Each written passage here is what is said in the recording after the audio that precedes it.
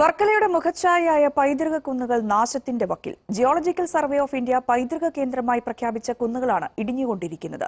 വിനോദസഞ്ചാരികളുടെ ജീവൻ വരെ അപകടത്തിലാക്കും വിധം ക്ലിഫിന്റെ പല മേഖലകളും അതീവ അപകടാവസ്ഥയിലാണ്.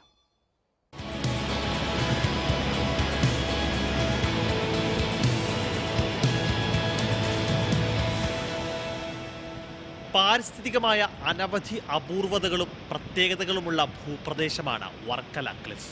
ഇന്ത്യൻ ഭൂഖണ്ഡം ഉണ്ടായത് ഏതാണ്ട് 23 മുതൽ ഏതാണ്ട് 5 ദശലക്ഷം വർഷങ്ങൾക്ക് മുമ്പ് തന്നെ ഉണ്ടായ പാറയുടെ ഒരു രൂപമാണ് ഇന്നിവിടെ കാണുന്ന ക്ലിഫ് എന്ന് പറയുന്ന ഒരു ഭാഗം. ജിയോളജിക്കലി പറയുകയാണെന്നുണ്ടെങ്കിൽ ഭൂമിശാസ്ത്രപരമായിട്ട് ഏതാണ്ട് ഇന്ത്യയിൽ തന്നെയുള്ള ഏറ്റവും യുണീക്കായിട്ടുള്ള ഈ അവസാദ ശിലകൾ എന്ന് പറയും സെഡിമെന്ററി റോക്കാണ്.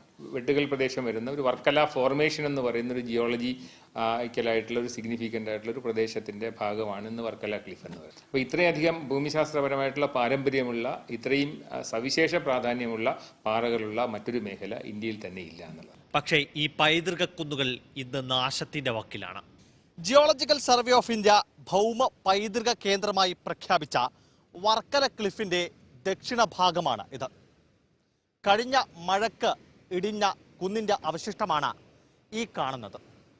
അടിയന്തര ഇടപെടലുകൾ ഉണ്ടായില്ലെങ്കിൽ അതിവേഗം ഈ കുന്നുകൾ അപ്രത്യക്ഷമാകും. 7.5 കിലോമീറ്റർ ദൈർഘ്യം വരുന്ന ക്ലിഫിന്റെ ദക്ഷിണ ഭാഗത്താണ് ഏറ്റവും കൂടുതൽ നാശം സംഭവിച്ചത്.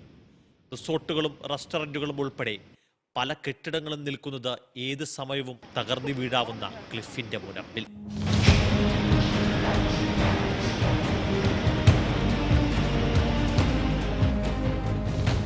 ക്ലിഫിന്റെ വടക്ക് ഭാഗത്ത് ഇടിവ് കുറവാണെങ്കിലും അപകട മേഖലകൾ നിരവധിയുണ്ട്.